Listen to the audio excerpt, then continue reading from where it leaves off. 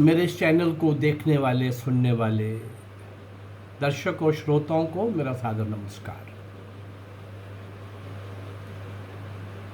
लगभग 100 वीडियोस होने जा रही हैं। ये श्रद्धांजलि है, ये वंदन है उन महान क्रांतिकारियों का, देश के सपूतों का, भारत माँ के उन लाडलों का जिन्होंने भारत माँ की स्वतंत्रता की बेड़ियाँ देखकर चैन से नहीं बैठे, उन स्वतंत्रता की बेड़ियों को काटने के लिए अपना सर्वस्व निछावर कर गए।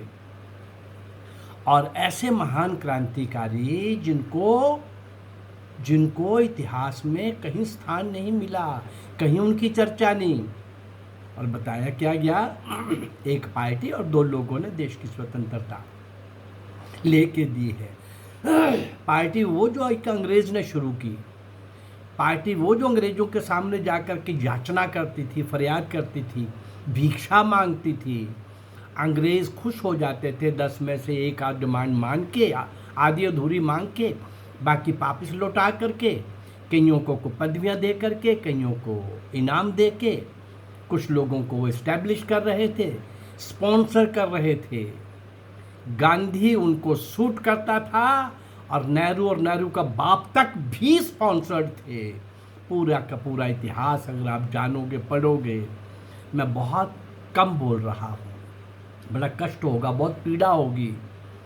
देश की स्वतंत्रता के नाम पर क्या क्या हुआ और देश की स्वतंत्रता के लिए लगे हुए असली महान आत्माएं, हुतात्माएं, वो देशभक्त, वो क्रांतिकारी, सर्वस्व निछावर करने वाले वो महान लोग, कहीं उनका जिक्र नहीं हुआ इतिहास के अंदर। आज़ादी के बाद इन काले अंग्रेजों ने जिनको सत्ता सौंपी गई थी, इनको तब भी देशभक्ति से कोई लेना देना नहीं था। जिन लोगों ने भी बीच में आए, कांग्रेस के प्लेटफॉर्म था, आके चले गए। देखा जब कांग्रेस के लोगों का हाल देखा, उनकी शक्ल सूरत देखी, उनका व्यवहार देखा, उनका लक्ष्य देखा, उनकी यात्रा देखी, उनकी चाल देखी, भारत माँ के असली सपूत उनसे अलग होकर के बहुत बड़े पैमाने पर, युद्ध स्तर पर, देश विदेश में जाकर भारतीयों को संगठित करने का काम, भारतीय सेना के अंदर विद्रोह पैदा करने का काम, ऐसा सब कुछ करते रहे, आगे बढ़ते रहे। उन सारे महान क्रांतिकारियों का इन काले अंग्रेजों के द्वारा सौंपा हुआ वामपंथियों को शिक्षा का काम और इतिहास को विकृत करने का जो पाप वामपंथियों ने और कांग्रेसियों ने मिलकर के इस देश के साथ जो मजाक किया है, यहाँ तक सुभाष चंद्र बोस के लिए सौदा कर रहे थे ये कांग्रेस के काले अंग्रेज। सत्ता के बाद ब्रिटिश के साथ क्या कर रहे थे, ब्रिटिश के साथ समझौता, जो एग्रीमेंट था उसमें जो साइन कर रहे थे, उसमें क्या बाकी कंडीशन जो थी सो थी।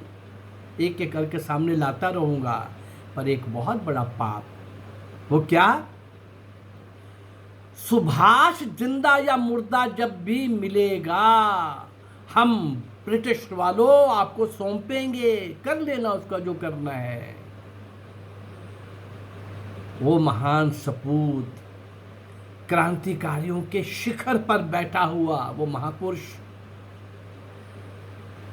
सारी दुनिया के अंदर, सारे विश्व में अपने यश और कीर्ति का और अपने साहस और हिम्मत का लोहा स्थापित करने वाला, सारे विश्व के अंदर भारत के इस सपूत की जो चर्चा हो रही थी, ICS ऑफिसर, नौकरी ना करते हुए भारत माँ की स्वतंत्रता की बेड़ियां काटने के लिए लगा हुआ है। देश विदेश में जाकर के क्या क्या कर रहा है, वो क्या क्या किया। 47 से पहले 4 साल 1943 में, 43 में अंडमान में तिरंगा लहराने वाला, आजाद हिंद सरकार की घोषणा करने वाला और 12 देशों से मान्यता प्राप्त करने वाला पहला प्रधानमंत्री नेताजी सुभाष चंद्र बोस, उसका सौदा कर रहे थे हम, आज़ादी ले रहे थे। आज़ादी कौन दे रहा था और किसको मिल रही थी? ये स्पॉन्सर्ड लोग तब भी क्या कर रहे थे और उसके बाद भी क्या किया और आज भी इस पार्टी की क्या हालत है, वो सब बातें बोलेंगे और करेंगे जो विदेशियों को, पाकिस्तानियों को और चाइनीज़ को, हमारे बचे हुए मात्र 2 दुश्मनों को सूट करती हैं। ये सेना से पूछेंगे कि एयर अटैक इंडिया ने किया कि नहीं किया। ये सेना के सेनापति को गली का गुंडा कहेंगे। ये चाइना और पाकिस्तान के एग्रेशन के टाइम, अटैक के टाइम, हमले के टाइम उनसे मुकाबला करते हुए हमारी फौजें जो वीरता और शौर्य का इतिहास बना रही हैं, उस स्वर्णिम पृष्ठ की चर्चा नहीं करेंगे और कंफ्यूजन क्रिएट करेंगे देश के अंदर। अपनी सेना के दी हुई स्टेटमेंट के ऊपर अविश्वास करेंगे। ऐसे ये सब लोग आज भी जो कर रहे हैं, आज इनकी कमर टूट गई है। लोग जागृत हो रहे हैं। लोगों ने लुटेरों की, डाकुओं की, इन देशद्रोहियों की, इन स्वार्थी लोगों की, लोकतंत्र के नाम पर लूट तंत्र करने वाले, गिरोह तंत्र वाले, वोट तंत्र के माध्यम से देश की शिखर पर पहुंचने वाले और आज़ादी के नाम पर आज़ादी हमने दिलाई है कुछ देर तक लोगों को बेवकूफ़ बनाने वाली ये कांग्रेस आज कहाँ पहुंच गई आपने देख लिया। कम्युनिस्ट पूरे हिंदुस्तान में नाम मात्र, त्रिपुरा और बंगाल के बाद ऑलमोस्ट ख़त्म होने के बाद थोड़ा बहुत केरल में बचे हैं या किसी 2-4 यूनिवर्सिटीज़ में बचे हैं। इस देश का मूल नागरिक स्वस्थ हो रहा है, शिक्षित हो रहा है। स्वस्थ कह रहा हूं तो बुद्धि की दृष्टि से अपने आप को पहचान करने लगा है और पिछले 6-7 वर्षों के केंद्रीय सशक्त नेतृत्व ने सारे विश्व के अंदर जो भारत का कद ऊंचा किया है और यहाँ के सज्जन और देशभक्त लोगों को एक जो आशा की किरण दिखाई दी है, उसके कारण से कुछ आशा की किरण बनने लगी है। मैं जो काम कर रहा हूँ इस चैनल पर, उन महान क्रांतिकारियों को, उन मौन तपस्वियों को, उन नीम के पत्थरों को जिनको इतिहास के अंदर कहीं स्थान नहीं मिला, उनकी मैं चर्चा करता हूँ आपके सामने, कभी संबोधन के द्वारा, कभी गीत के द्वारा, कभी कविता के द्वारा। गीत और कविता भी कई बार बहुत कुछ कह जाते हैं, एक भाषण से शायद कुछ ज़्यादा कह जाते हैं। तो आइए, मेरी कोशिश रहती है कि 2-1 संबोधन के बाद एक श्रद्धांजलि गीत के माध्यम से दी जाए। तो आज एक गीत के माध्यम से श्रद्धांजलि देंगे कि हमारी ये युगों से जो मशाल जल रही है, इसके अंदर समय समय पर भारत माँ के सपूत स्वयं को आहूत करने में, उस मशाल के अंदर उसको पकड़ के आगे बढ़ने में कभी भी संकोच नहीं करते, कभी भी पीछे नहीं रहते। आइए इतिहास के ज़रा इस पक्ष को देखें, क्या कहता है हमारा ये संघर्ष जो हमेशा होता रहा।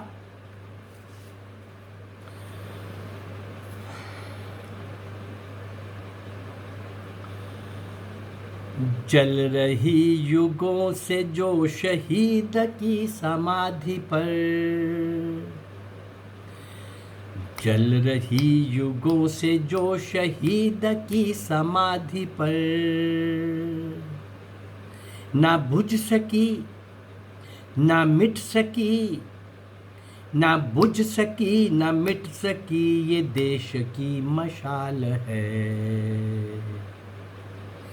जल रही युगों से जो शहीद की समाधि पर, ना जल सकी, ना बुझ सकी, ना मिट सकी, ना बुझ सकी, ना मिट सकी, ये देश की मशाल है। क्रूर अंधकार था, वज्र का प्रहार था,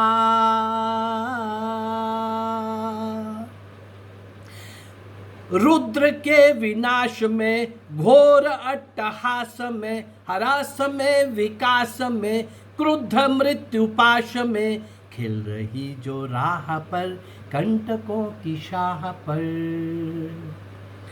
खिल रही जो राह पर कंटकों की शाह पर, डर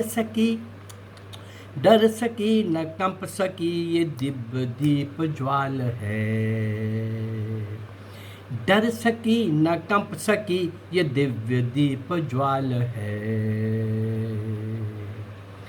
जल रही युगों से जो शहीद की समाधि पर, ना बुझ सकी न मिट सकी ये देश की मशाल है।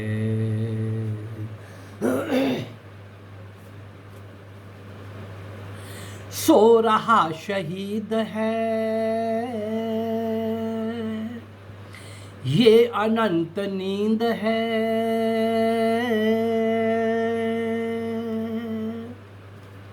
शेष किंतु जोश है, शेष क्रुद्ध रोष है, झर चुका पराग है, शेष तप्त आग है।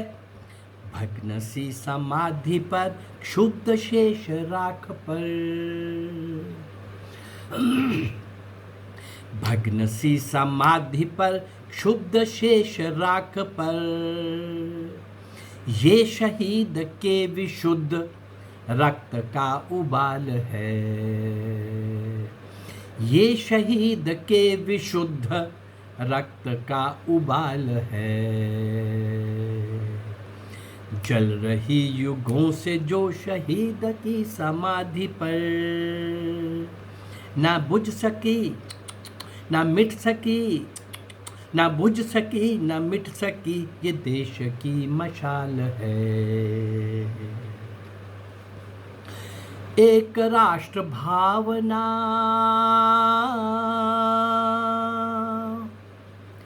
एक ध्येय कल्पना,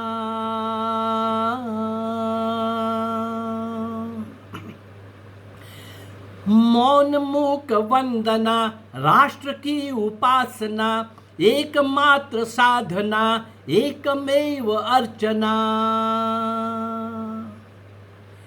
एक पंथ एक गान एक राष्ट्र का निशान। एक पंथ एक गान एक राष्ट्र का निशान।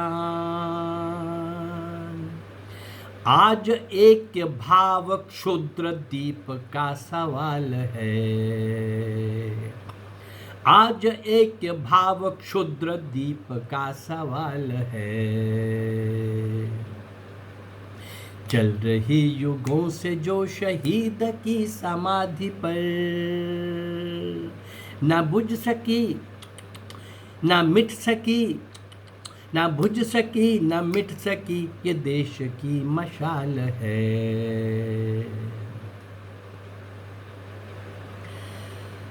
एक राष्ट्र भावना, एक ध्येय कल्पना, मौन मूक वंदना, राष्ट्र की उपासना, एकमात्र साधना, एकमेव अर्चना। एक पंथ एक गान एक राष्ट्र का निशान। एक पंथ एक गान एक राष्ट्र का निशान। आज एक भाव क्षुद्र दीप का सवाल है। आज एक भाव क्षुद्र दीप का सवाल है। चल रही युगों से जो शहीद की समाधि पर, ना बुझ सकी ना मिट सकी, ना बुझ सकी ना मिट सकी ये देश की मशाल है। आज स्नेह ढाल दो, दीप को संभाल दो,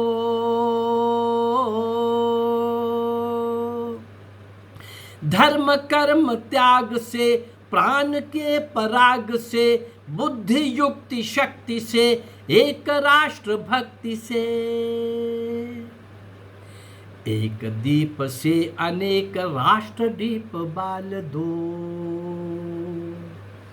एक दीप से अनेक राष्ट्र दीप बाल दो, जल सके विरामहीन, जल सके विरामहीन ये शिखा विशाल है, जल सके विरामहीन ये शिखा विशाल है। जल रही युगों से जो शहीद की समाधि पर, ना बुझ सकी ना मिट सकी, ना बुझ सकी ना मिट सकी ये देश की मशाल है। जल रही युगों से जो शहीद की समाधि पर, ना बुझ सकी ना मिट सकी ये देश की मशाल है, ये देश की मशाल है।